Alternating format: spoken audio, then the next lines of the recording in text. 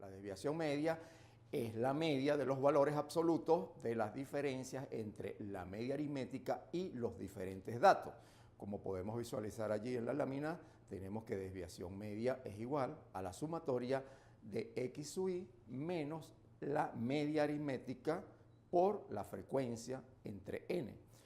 Posteriormente haremos un ejercicio donde desarrollaremos esa fórmula.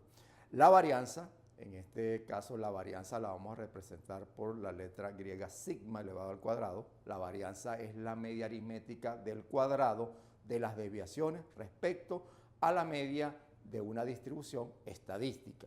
Allí podemos visualizar la fórmula donde sigma al cuadrado es igual a la sumatoria de x sub i menos la media aritmética, todo esto elevado al cuadrado por f sub i entre n, que es el valor total de la muestra. Continuamos con lo que es la desviación estándar. Desviación estándar es la medida de dispersión más común, que indica qué tan dispersos están los datos con respecto a la media. Mientras mayor sea la desviación estándar, mayor será la dispersión de los datos. También otra de las medidas que vamos a analizar es el coeficiente de variación de Pearson. Lo podemos denotar con la letra C mayúscula B.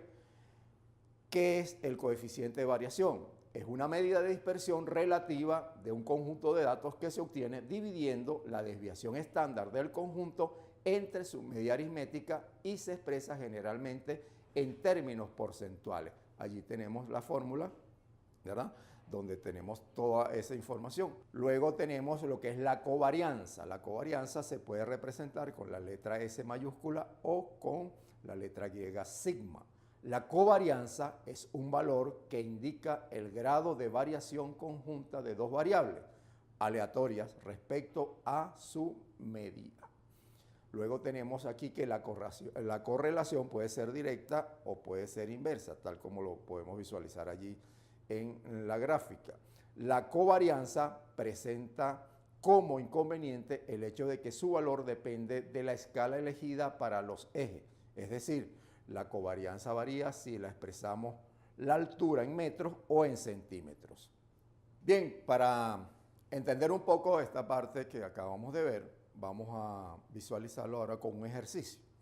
Lo primero que tenemos que hacer es elaborar la tabla de distribución, ¿verdad? Y allí lo podemos ver que hemos previamente ya elaborado una tabla con 6 clases, donde tenemos el límite inferior, el límite superior de cada clase, recordando que el límite inferior es cerrado y el límite superior es abierto. Hemos calculado la marca de clase, que en este caso va a estar representado por x sub i, o sea, el valor medio del límite superior más el límite inferior entre 2. En este caso, la primera clase nos daría 12,5. Determinamos también cuál es la frecuencia absoluta, que en este caso es 5 para la primera clase. Luego vamos a calcular el valor de x sub i por f sub i, multiplicando 12,5 por 5, nos da 62,5. Luego determinaríamos el valor de x sub i menos la media aritmética, recordando que este es un valor absoluto, ¿ok?, que va a ser positivo. Entonces, si multiplicamos restamos el valor de x sub i menos la media aritmética, nos va a dar un valor negativo, pero como es valor absoluto, lo tomamos como positivo, 13,50. Ese valor de 13,50 lo vamos a multiplicar por la frecuencia absoluta, que en este caso sería 13,50 por 5, nos da 67,50. Por otro lado, vamos a calcular el valor de x sub i menos la media aritmética elevado al cuadrado. Ya hemos calculado x sub i menos la media aritmética, nos dio 13,50, eso lo vamos a elevar al cuadrado y nos daría 182,25. Para luego ese resultado multiplicarlo también por la frecuencia absoluta, que nos daría en esta primera clase 911,25. Así vamos a hacer con cada una de las clases siguientes para obtener los valores totales, o sea, la sumatoria. Allí podemos visualizar, ¿verdad?, que el total de las frecuencias absolutas es 60, el total de x sub i menos f sub i es de 1560 y así sucesivamente. ¿Para qué necesitamos esos valores? Para poder aplicar cada una de las fórmulas que vamos a ver, ir determinando cada una de las medidas de dispersión. En primer lugar, como les decía, lo primero que teníamos que calcular es la media aritmética a través de la fórmula que ya la hemos utilizado anteriormente, sumatoria de x sub i por f sub i entre n. En ese caso nos da que la media aritmética de esa tabla de distribución es de 26. Luego calculamos la desviación media.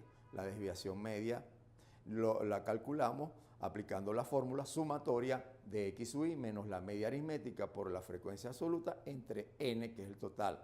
Allí podemos visualizar que nos había dado 295,5 entre 60, nos da 4,925 la desviación media. Luego pasamos a calcular la varianza para los datos tomados como una población. Vamos a tomar estos 60 datos como una población, ¿ok? Allí aplicamos la fórmula y vemos que el valor que nos da el numerador es de 3.265 entre 60, nos da 54,416. Luego calculamos la desviación estándar, que sería la raíz cuadrada de la varianza. Calculamos la raíz cuadrada de 54,42 y nos da 7,38. Fíjense que allí ustedes pueden ir visualizando que hemos colocado en diferentes colores los diferentes valores para que lo vean en la tabla de distribución de frecuencia. Luego calcularíamos el coeficiente de variación. El coeficiente de variación sería delta entre la media aritmética por 100. Ya habíamos hallado el coeficiente de variación, lo calculamos dividiendo 7,38 entre 26 por 100, que nos daría 0,28. Como dijimos que el coeficiente de variación debe ser porcentual, lo multiplicamos por 100 y nos da 28%. Hay un dato que es bien importante que tenemos que tomar en cuenta cuando hagamos el análisis. Cuando el coeficiente de variación es mayor de 25%, se dice que los datos son heterogéneos, o sea, muy dispersos. Cuando el coeficiente de variación es menor de 25%, se dice que los datos son homogéneos, o sea, poco dispersos. Bien, ustedes van a tener allí una serie de ejercicios para que calculen las diferentes medidas de dispersión, de esta manera aplicando cada una de las fórmulas que hemos visto paso por paso. Así que los invito a que hagamos los ejercicios y lo practiquemos de esta manera. Hasta aquí esta parte de lo que son las medidas de dispersión.